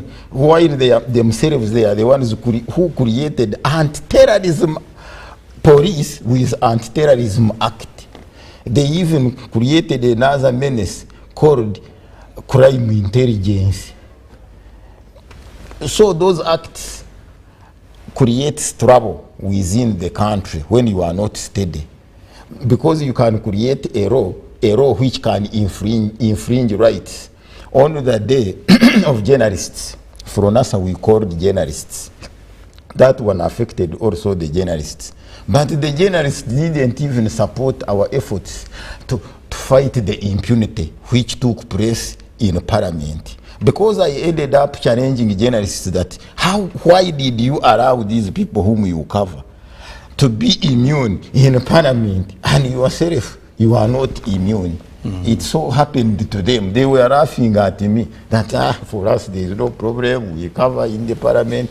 Yesterday they were closed in, and those who have immunity, even though they were chaotic than journalists. No journalist that staged a chaotic situation, but themselves were confined because the other ones. Now let's focus on that conduct of members of Parliament. That has also sparked conversation on how the members of Parliament. There were scenes where Honorable Akol had to punch Honorable Francis Zake, who had appeared to have finished his submission. Now, while he was taking back his seat, he found that Honorable Akol had already occupied it. Now, in an attempt to get him off the seat, the scuffle started. And then Parliament, that was the scene there. Until the Speaker had to call off Parliament for about 15 minutes before plenary had to continue. Now, that bit of Parliament, and it's not the first time we're seeing members of Parliament engaging in such kinds of fights. What has become of Parliament? The Parliament has come because we don't have credentials and criteria of how to select those to contest. We were ridden blindly with a word A level and above. Then we think somebody who has completed A level is a person of high moral integrity. No, I can go to school and remain an amateur. There is one book, they were saying that you can act globally and think locally. These people, they are national. They are at the national level. They think nationally, but their actions are of ghettos. Most of them character-wise. Ghetto. How can a seat cause a commotion in the house? There were many seats. If you find your colleague has sat on a chair, you can take up another one.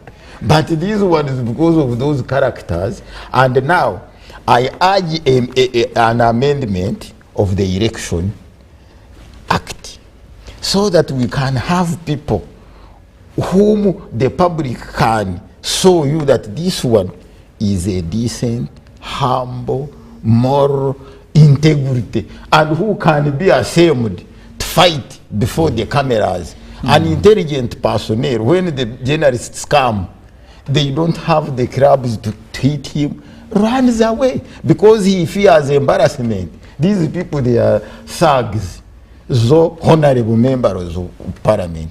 And the way how they are debating, they are shouting. They are not only these ones. Even I want to advise my brother, Mururu Mukasa, public service is full of lumpen. This is why you find I am here talking, but you can find another DC of Kampala sending police to arrest us. Can we also talk about the Parliament administration a bit? Those are the administration. Some of the opposition members said, claimed that there were some people who are not supposed to be in Parliament yesterday who carried some security operatives who actually carried some of them out of the August House yesterday after the chaos erupted and the lights were switched off. No. These parliamentarians, they have a habit of confusing us.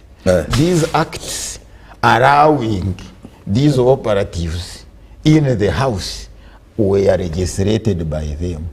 What is the meaning of sergeant at arms? What is the meaning of arm in the science of security?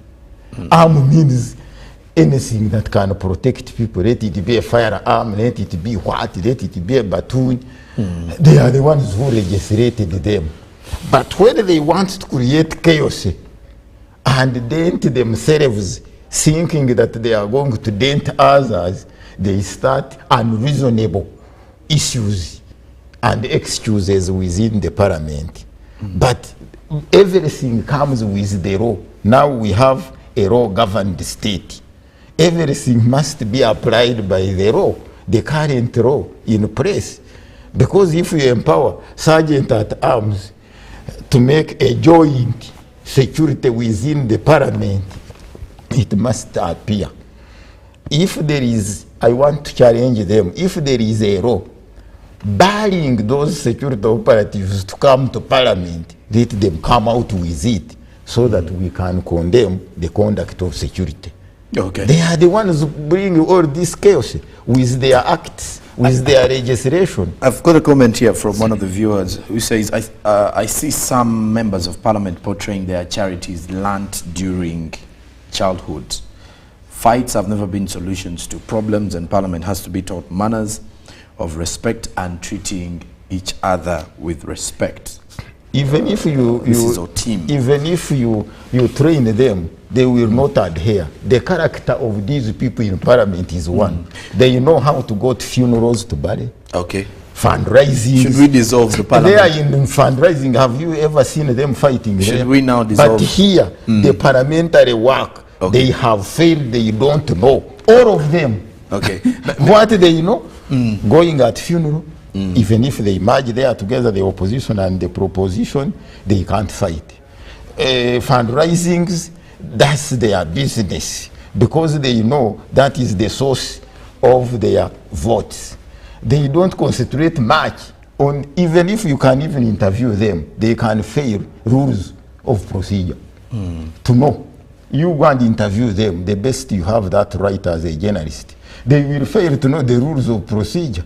And even the speaker herself and the other one himself, the deputy, doesn't know. They should be chasing them from parliament or even closing it if it turns unfair, unsecure to Kampala. Even parliament to Kampala itself is unsecure to our people, because when it is going to sit, they have to cross all roads because of their conduct. They are not our people, they are not our representatives. They are causing a situation to make us run out of Kampala because of their habits, running with guns. Because these people, they are not friendly to us. Because one time they went to the president seeking for security guru. How can you imagine a representative? Others doesn't go to the masses, they fear there, but they only come here saying that I'm representing this constituency. They are the ones who are the source of separation to our people, because they have what they call camps. They build camps. And these people, they are so envious and they create enmity within the society. When you don't vote him, he hates you forever. He doesn't want you. Their character is very dainty. And we need to amend electoral law so that we can have people who should best manage this. Ourselves, we don't know. We only know the size of parliament. That's what we know. We don't know the quality of member of parliament. Even if we have two, they can be better than this. Now, as this one is chaotic in this manner, Electoral Commission has also increased as a chaotic group to come in and cause more chaos within the House. Because the reason why, when the parliament was of small size, these issues were not there. When it grown in the size, it happened those who were not supposed to be in the House with their dented characters. Therefore, they are bringing others.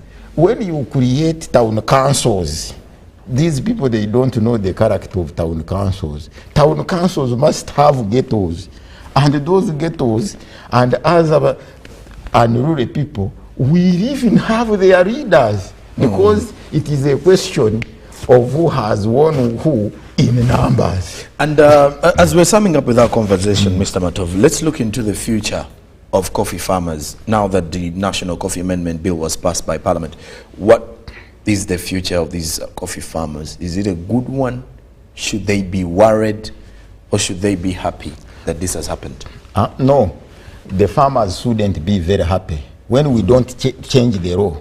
In Uganda, we have a law which doesn't allow private practice. This is what I mean. An association of farmers can't have a voice like a parastatal body controlling farming in the ministry. Let me give you an example. What happened at Parliament, who will investigate? When you send their private investigators, police will arrest them. RDC will arrest DSOs.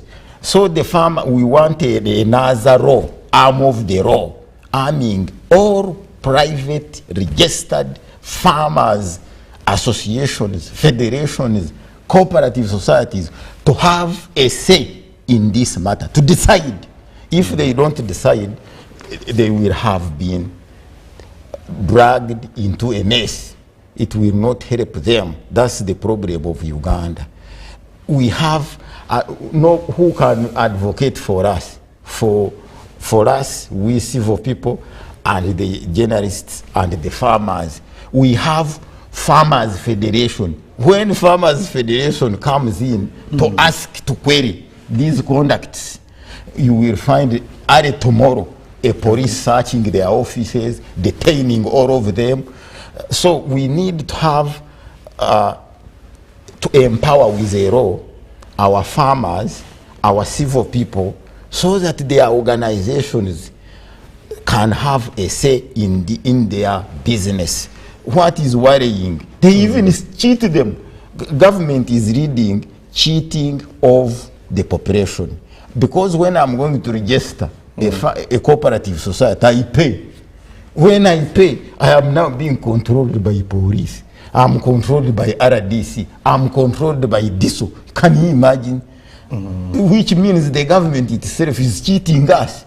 You find we have an association of journalists, but when it goes in for their business, DISO, RDC, police must impound and confiscate their gadgets, while they have cheated them their money to buy the license. So that rule is of a rumpen way for our people. All right. And to you, Adivio, thank you very much for being part of this conversation this morning. Has been talking about the National Coffee Amendment Bill 2024. Looking into the bill itself and the conduct of the members of Parliament yesterday, my guest this morning has been Matovu Vianney Ngoma, who is the Chief Whip from NASA. Again, thank you very much for being part of the conversation and always making your time for us this here on Good Morning Uganda. That said, I'll be ending the conversation with these three comments. This one says, good morning. Some members of Parliament in our Parliament are just comedians. Imagine how can members of Parliament fight because of a seat, just like students. The other says, not all oppositions, okay? Not all oppositions lack manners, but most of those new young oppositions are just used by other principled opposition members of parliament to gain support in their constituency. This is Sarah's comment. Then lastly, this one says, the problem with Ugandan politics is that people consider money rather than considering someone's behavior and dignity. Now, please do note that Parliament on Wednesday passed into law the National Coffee Amendment Bill 2024 with amendments approving the rationalization of the Uganda Coffee Development Authority back to the Mother Ministry of Agriculture, Animal Industry and Fisheries, which will be in charge of the same Coffee Development Authority as of the law now. Well, that does it for our conversation. Ruben Pimachirango returns with the sports updates.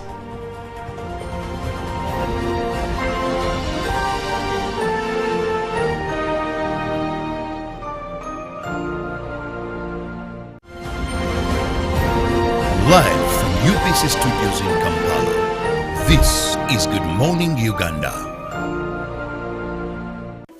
In a nation hungry for truth, a world where every story matters, there exists a beacon of trust and reliability. For decades, they've been our voice and our window to the world, holding the mirror of our history. With 4 TV stations and 11 radio channels spanning 27 languages, they stand as guardians of information, defenders of truth. With Mascari Heritage Advantage, they uphold every citizen's right to reliable and free information. Their archived stories shaped our past and illuminate our present. Yet now, as new challenges arise and the world evolves, their mission faces its greatest test yet. Be part of our journey and let's navigate the unknown, uncover the